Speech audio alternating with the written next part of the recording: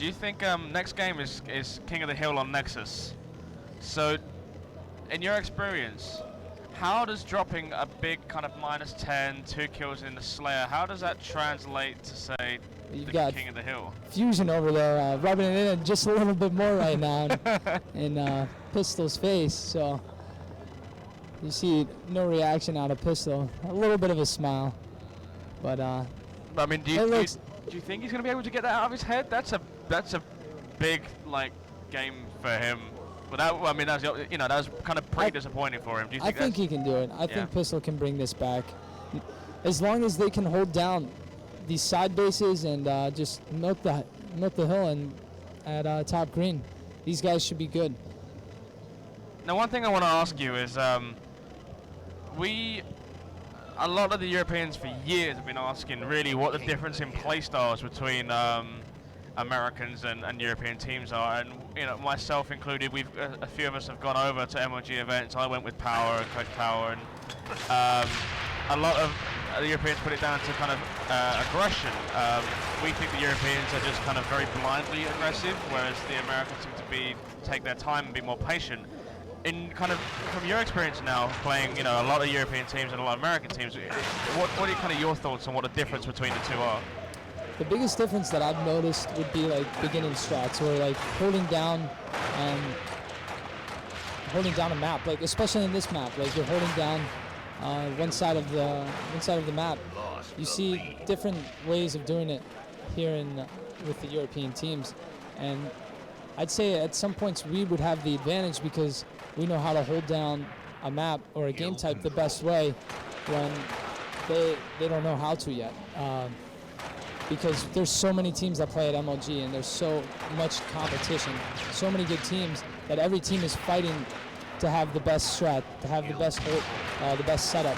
So everyone kind of mimics everyone, and there's really no one for Apex Devastation to mimic. They're the guys here that have to come up with everything. Yeah. Them and Western Wolves, and I think you said Tech. Tech was the other. Yeah. So those three teams. I mean, that's for those three teams to be reigning at the top for so long. They've pretty much just dominated the competition. They have to come up with everything. They have to put in the work. They have to put in the time, and it's hard. It's hard to be one step ahead of the game every single time, especially when you're winning events here. So I think either a mic got dropped or someone died in the venue right now. But right now we go back to the game. We're still on board with Riots as he's leading Devastation. They're currently 2-0 up in the series in our loser bracket final against Western Wolves, and they're currently 5-6 seconds ahead, counting on game 3, which is Nexus King of the Hill. Yeah, this is not good right here either. You see the Bucks already holding down red base. Devastation already having this base on lockdown. They're probably going to get a lot of time right here. And the guys on Western Wolves, they're getting the back blue spawns. They have to make a good push here. They've got 2 guys down from Apex, and this is a chance right here to take over and hold down this side of the map.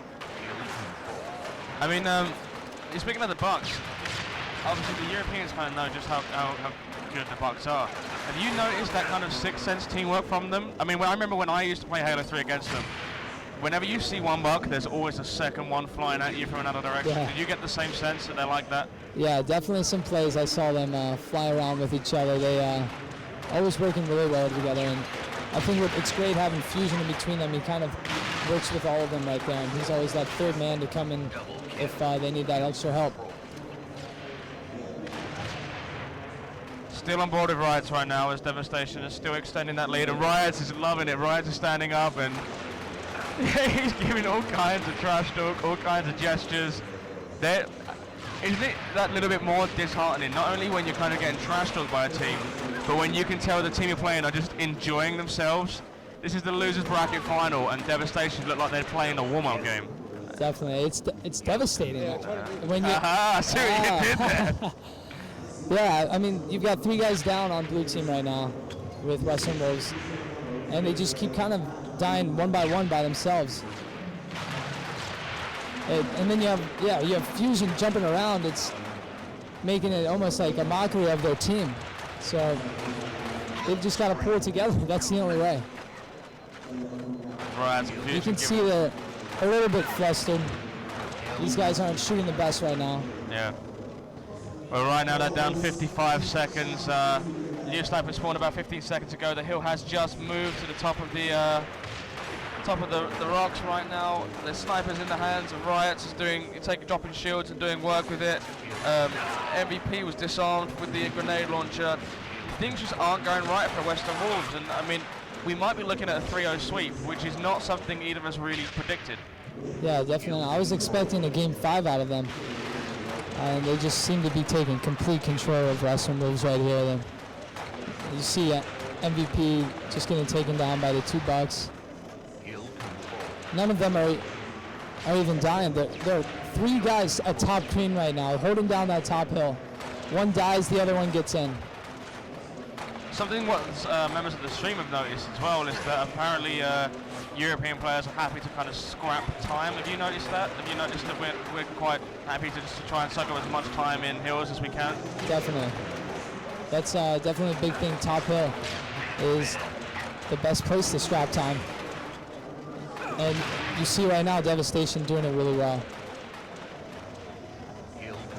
If Western Wolves is going to win this game, they're going to have to do something right now. Who will you be looking at for Western Wolves really to kind of grab the game by the balls and take it forward? I'd be saying Baxter. Baxter and MVP. MVP looks a little bit flustered right now, though.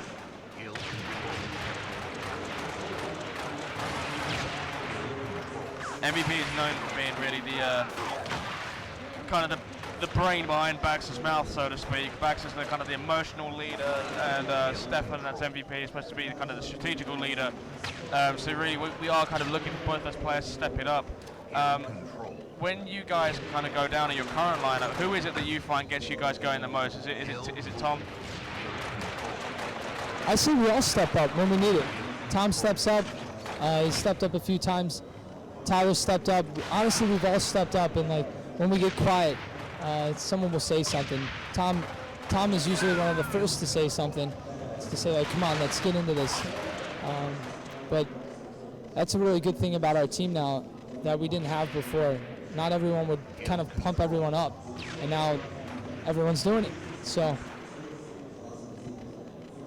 one thing I noticed that you guys don't have a coaches event either. I mean, could Small not fly out? We actually had anticipated for Drofer to come out and coach us. He was a part of Apex on my past teams, and we had kind of made the decision to bring him to this event and kind of see how he would do as well. And Small did a great job in Columbus. Nothing against him, but I guess there were some issues. He couldn't get out here, and which we ended up with no coach. Drofer, of course, coached actually Apex Devastation at Columbus, so you're right, Drofer does have experience coaching. In your opinion, kind of how much of a difference does having a coach make to you? Have you felt that you need one this event? Because one thing, and myself and Adam both noted, was that you guys still don't seem to have a problem with kind of the issues of timing weapons and getting motivated. That seems to come from yourselves. I found we really focused this event on all the power weapons, all the power-ups, and that's actually been a problem of ours. Always remembering the times and not getting too focused on the objective and too focused on slaying. So we've been doing a great job at it. And you just see right now, Devastation, it looks like they're going to have this game won. You don't see much calling out coming from Western Wolves right now. Very quiet over there. None of them really saying anything. See MVP saying a few things, but no real emotion, or I don't want to say effort, but you can tell that they've almost given up on this game type. Maybe fatigue, maybe? Do you think it's been a long, because they've had the route through the winners bracket, lost kind of good games to you, then they went through the losers bracket, had good games against Tech, I believe, and now they moved on and they're playing Devastation, and maybe it's fatigue for them. And at the same time, do you think Devastation's loss to you has pumped them up a little bit? Yeah, that probably definitely did pump them up. I mean, you could tell that first game, both teams were just fighting just to get a flag, just to get into their base. It was just a non-stop slaying fest until 13 minutes in.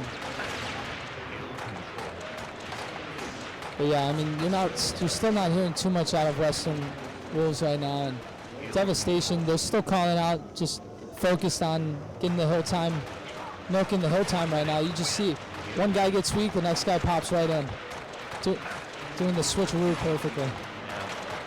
Now, if we assume that Devastation take this game, because you will have a 3-1 advantage against them going into the grand finals, are there any players in particular that you try to shut down on this Devastation lineup? I know we mentioned kind of how beastly Fusion is and how good the teamwork of the Bucks is and how much of a leader Riots can be. I mean, is there one of those you particularly want to take out?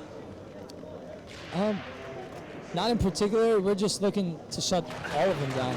Shut them all down and just go for what we've practiced, what we've worked on, and run the game types the way we've been practicing for the past 2 or 3 months. The game types that you played against Devastation, though, I mean, you had Pick Capture the Flag, you had Battle Canyon, King of the Hill, Yeah. you had Zealot Team Slayer, and finished on Capture the Flag on Sanctuary? Pit. Pit, so you had Sanctuary and Pit. I mean, are they good game types for you, or are you a little bit upset you had to play them kind of early, or how do you feel about the game types going into the finals? I'm feeling great about the game types. One of our favorite game types is Pennant Team Slayer. Nobody likes the game type. We've played it so much. We didn't like it at first, and we've just grown to like it now. We've got our setups down to a T on that game type, and I feel like if we play that game type, we're going to be able to take over pretty fast.